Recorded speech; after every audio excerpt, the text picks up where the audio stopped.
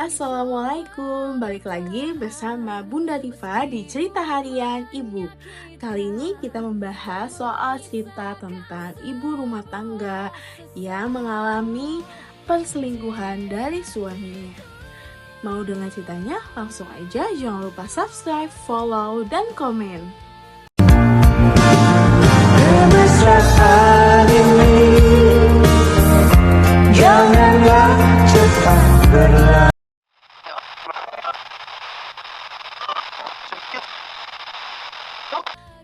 Kita bacakan cerita dari narasumber Ibu Melati. Oh, aku adalah perempuan satu-satunya di dunia ini yang bahagia. Karena aku mendapatkan suami yang penuh kehangatan, penyayang, dan kasih sayang. Udah gitu, setiap pagi sebelum berangkat kerja, suamiku selalu mencium keningku. Dan setiap malam dia selalu pulang tepat waktu dan membawa cerita-cerita kecil tentang dirinya. Kami bukan pasangan yang sempurna, tapi kami bahagia sampai semuanya berubah.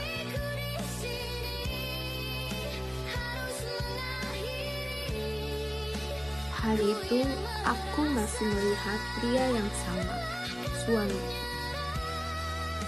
Tapi aku salah. Minggu pertama masih berjalan dengan normal. Dia pulang sedikit agak larut malam, tapi masih sempat kita bercanda. Aku pikir mungkin dia hanya sedang beradaptasi. Masuk minggu kedua, dia mulai berubah. Perubahan itu dimulai sejak pindah ke tempat pekerjaan yang baru. Awalnya aku senang. Katanya ini kesempatan besar, gajinya juga besar.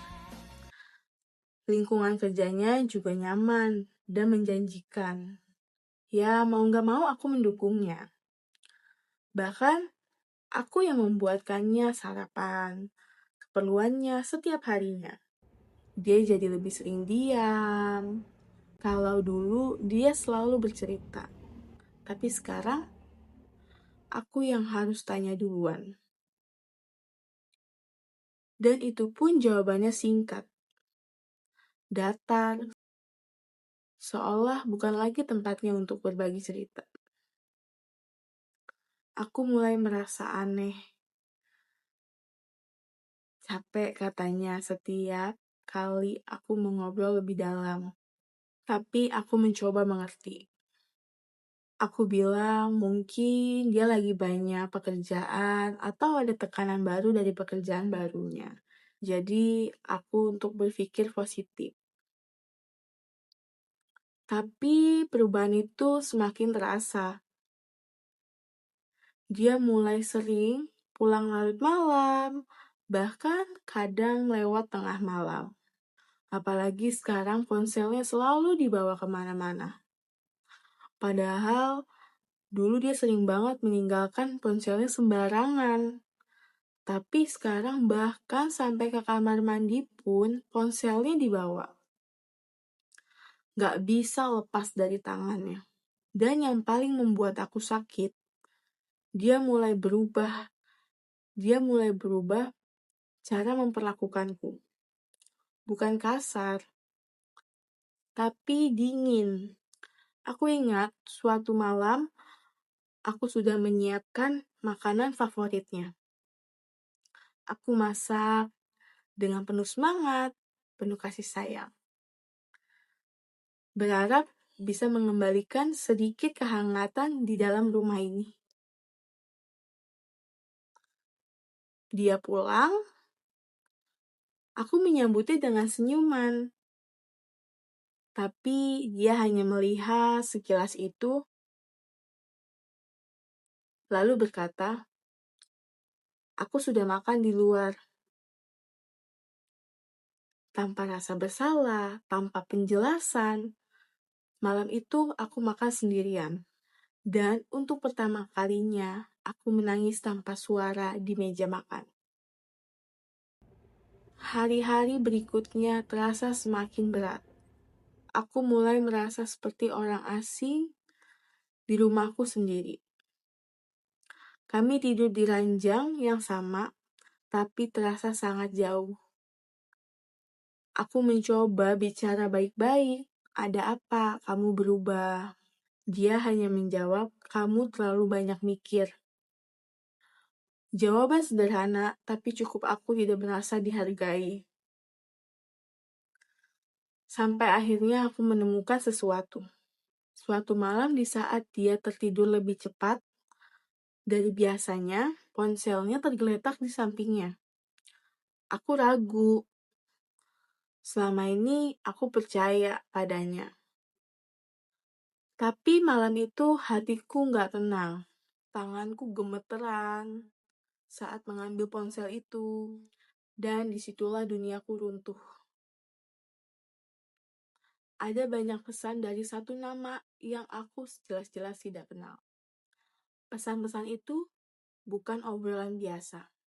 Ada perhatian, ada candaan, ada sesuatu yang dulunya hanya dia berikan padaku. Dan yang paling menyakitkannya, dia menjadi versi terbaik tapi untuk orang lain, bukan untuk aku lagi.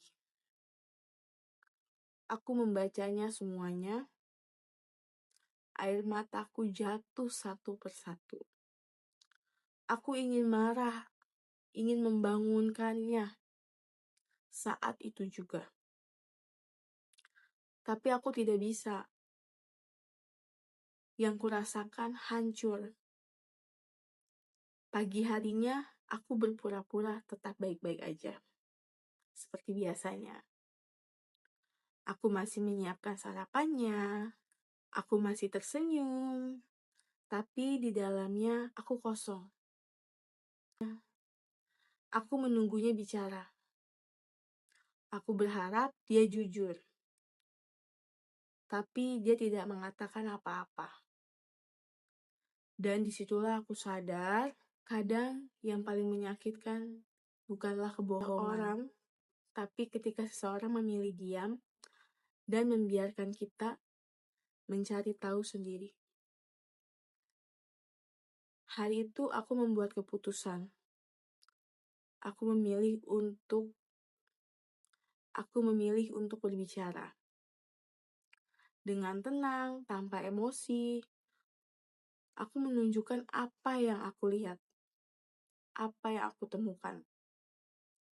Dia terdiam lama sekali. Dan akhirnya dia berkata, aku cuma butuh teman cerita. Kalimat yang terdengar sederhana, tapi cukup menghancurkan hatiku sepenuhnya. Karena dulu, aku adalah tempat dia bercerita. Aku tidak tahu kapan aku kehilangan peran itu. Atau mungkin dia yang memilih untuk memberikannya ke orang lain. Hari itu aku tidak berteriak. Aku tidak menangis di depannya.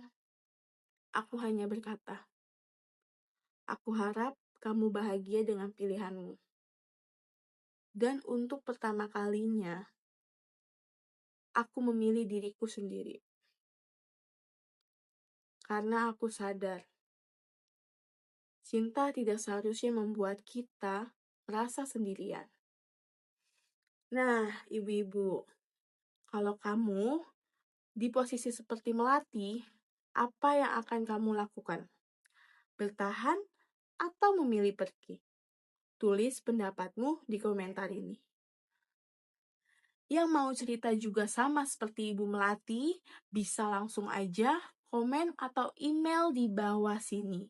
Ya, cerita harian Ibu akan selalu memberikan cerita-cerita tentang pengalaman ibu rumah tangga dari mengurus anak atau rasa sakit hati yang dipendam dan lain-lainnya. See you. Terima kasih. Assalamualaikum.